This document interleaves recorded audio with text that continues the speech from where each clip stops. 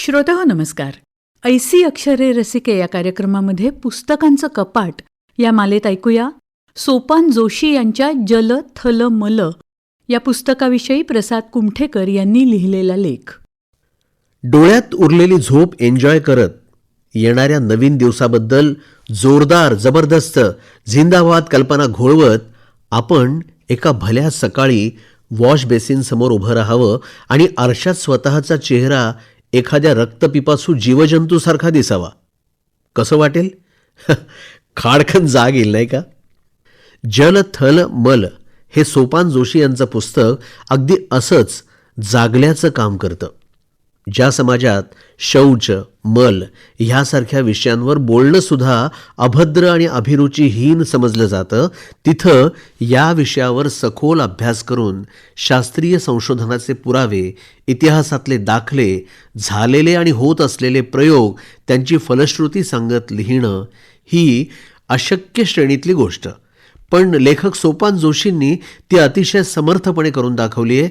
त्याबद्दल सर्वप्रथम त्यांचं अभिनंदन आणि आभार. एखाद्या दिवाळी अंकाच्या साईजचं एकूण 10 प्रकरणात विभागलेलं संदर्भ आणि शब्दसूचीसहित 214 पानांचं हे चित्रमय पुस्तक 3.5 अब्ज वर्षांपूर्वीच्या सूक्ष्म जीवांच्या जगापासून सुरुवात करत आजच्या काळापर्यंतचा व्यापक पट समोर उभा करतं. शुचितेच्या विषयाकडे बघण्याचा नवा दृष्टिकोन देतं. त्याच्या योग्य नियोजनाबद्दल मार्गदर्शन सुद्धा करतं.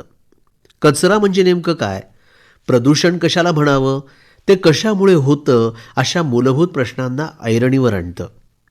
भारतासारख्या प्राचीन संस्कृतींमध्ये कचऱ्याचा मलमूत्र नियोजनाचा प्रश्न कसा हाताळला जायचा, मध्ययुगात लोकसंख्या वाढल्यानंतर पॅरिस, लंडन यासारख्या शहरांमध्ये कशी बिकट परिस्थिती निर्माण झाली आणि या परिस्थितीला सामोरं जाण्यासाठी कोणत्या उपाययोजना केल्या गेल्या, मलमूत्राचं योग्य नियोजन करण्याचे पर्याय काय आहेत, याची चांगली उदाहरणं जगात कुठे आढळतात, मलमूत्राच्या योग्य नियोजनातून सामाजिक आर्थिक फायदे कसे मिळू शकतात, याबद्दल हे पुस्तक अगदी सखोल आणि विस्तारात बोलतं. यातील शरीरापासून नदीचे अंतर हे प्रकरण दिल्लीच्या दुरावस्थेवर नेमकं बोट ठेवतं. त्याचवेळी बिरेंद्रनाथ डे यांनी 1940मध्ये बंगाली कोळ्यांच्या भेरी टाक्यांचा योग्य तो वापर करून तिथं मत्स्य उत्पादन कसं वाढवलं, त्यातून पुढे निसर्गातील संतुलन, पर्यावरण कसं राखलं जातं, याचं जिवंत उदाहरण मैला पाण्याचे सोनेरी सत्य या प्रकरणात समजून घेता येतं. मलमूत्र, पक्षीविष्ठा वाया घालवणं किती चुकीचं आहे हे वास्तव खाद्य सुरक्षेची थलसेना या प्रकरणात आपल्याला समजतं. फ्लश कमोडवाल्या शौचालयात होणाऱ्या अतोनात पेयजल वापराविषयीची चिंता इथं व्यक्त होते, पण सोबत अँटीबायोटिक औषधांच्या अंधाधुंद वापराचे परिणाम, त्या औषधांच्या दिशाभूल करणाऱ्या जाहिराती, अतिस्वच्छतेच्या चकचकाटाच्या हव्यासापायी आपण गमावत असलेली प्रतिकारशक्ती यावर सुद्धा प्रकाश टाकला जातो.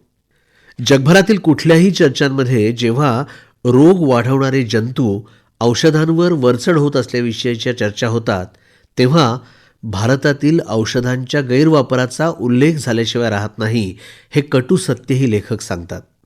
पाण्याद्वारे वाहून जाणाऱ्या मलमूत्रातून मानवी शरीरातील अँटीबायोटिक औषधंही पुढे पाण्यात जाऊन मिसळतात.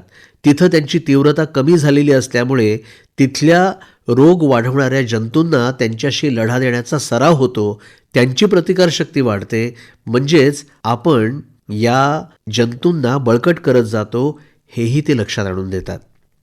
जल थल मल यांचा परस्पर संबंध आपण नीट जपला नाही तर प्रलय होईल आणि याच प्रलयाच्या काठावर आकांत करणारी पुढची पिढी आपल्या मूर्खपणाला दूषणं देईल, हे ते पोटतिडकीने सांगतात.